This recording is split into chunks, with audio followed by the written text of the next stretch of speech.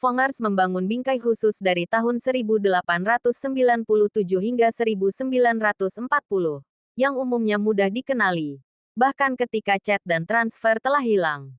Yang paling mencolok adalah dropout belakang yang miring pada model yang lebih mahal tipe pertama A, B dan C. Bingkai model paling mahal satu tipe A juga memiliki beberapa fitur lain. Jembatan, yang disolder di chainstay.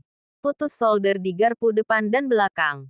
Penebalan di beberapa tabung bingkai, lihat gambar, dan garpu depan dengan bagian mahkota dalam satu potong. Pada tahun 1924 hingga 1935, model mahal ini juga memiliki tensioner rantai khusus, lihat juga gambar di bawah. Bingkai memiliki variasi yang tak terhitung jumlahnya. Pada model yang lebih murah, dropout dari garpu depan dan belakang biasanya diratakan. Ketebalan tabung bingkai model pria biasanya 29 mm, tetapi ada variasi juga.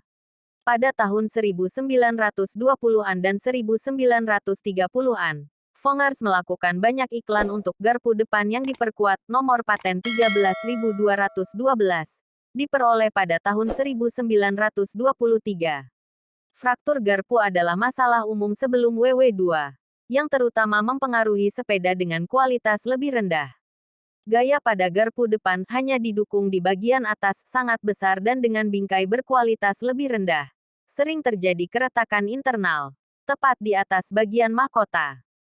Fongers telah memperkuat bagian bawah tabung kemudi, mengurangi risiko patah dan menjaga garpu tetap di tempatnya jika patah.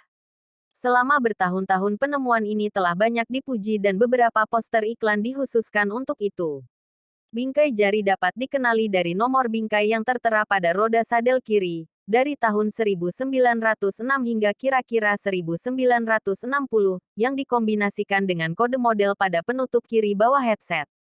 Jika kemiringan terakhir ini hilang, maka hampir pasti itu bukan bingkai Fongers dari sebelum tahun 1960. Fongers menyediakan semua ukuran bingkai yang mungkin, kecuali untuk model pria biasa, tinggi 55.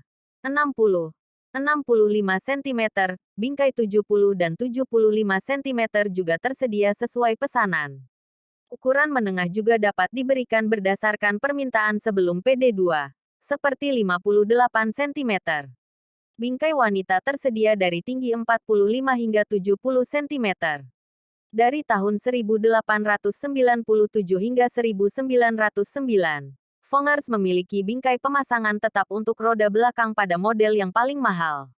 Rantai kemudian dapat dikencangkan dengan menggunakan braket bawah yang eksentrik. Sepeda Fongers memiliki garpu depan yang khas. Pada model awal, sampai kira-kira 1903, garpu dengan bagian mahkota yang terdiri dari dua pelat yang terhubung. Garpu depan pada model berikutnya memiliki 3 pohon berpotongan tajam, biasanya berlapis nikel, dengan profil Fongers yang khas. Bagian mahkota dan tulang harapan saling bertabrakan dengan erat. Fongers terus memasang garpu ramping ini pada model paling mahal, BBBD, hingga tahun 1935. Lekukan bagian mahkota agak lebih lembut dari tahun 1908 dibandingkan tahun-tahun awal. Hingga 1935, Fongers memasang garpu depan dengan soket yang disolder pada model tipe A pertama.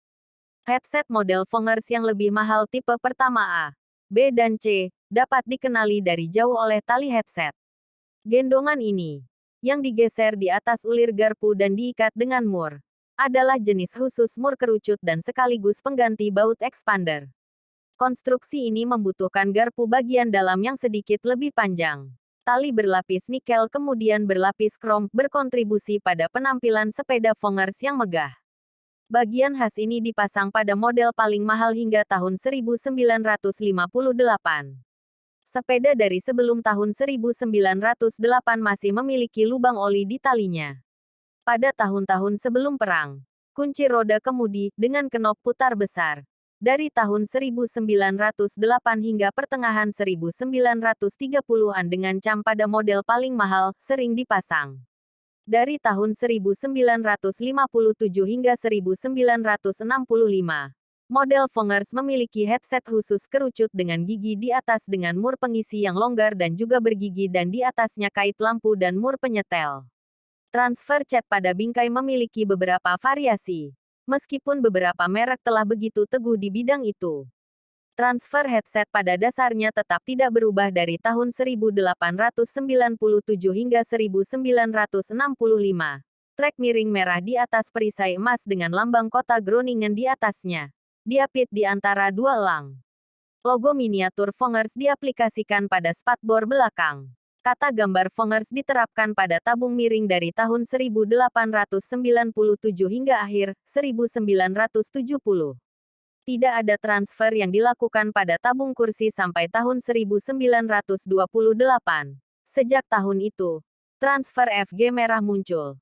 Tepat di atas tengah. Dalam kombinasi dengan transfer emas, tabung mulus. Tepat di bawah pelana. Sementara perpipaan emas umum di pra 1900-an. Perpipaan hijau adalah tipikal sepeda Vongers. Ganda diterapkan pada model mahal dari tahun 1909. Satu baris pada model yang lebih murah. Pada sepeda dengan warna yang berbeda abu-abu, hijau, merah kita biasanya menemukan pipa hitam. Tetapi kadang-kadang juga emas. Fitur khusus Vongers adalah transfer model kecil yang dipasang pada model sebelum perang di bagian atas kepala kemudi dan di ujung spatbor depan dan belakang. Transfer Vongers telah dipalsukan sejak awal dan terkadang terjebak pada sepeda yang lebih murah untuk membuatnya lebih menguntungkan. Transfer tersedia dalam versi yang berbeda. Satu set transfer cat lengkap masih diminati. Sepeda dari tahun 1965 akan memiliki headset logam dengan logo Vongers. Ini tersedia dalam dua versi. Dengan dan tanpa bantuan. Gambar tersebut juga menunjukkan plat dari Vongers Hollenzalers dan plat PFG, yang sejauh yang kami tahu belum pernah dipasang.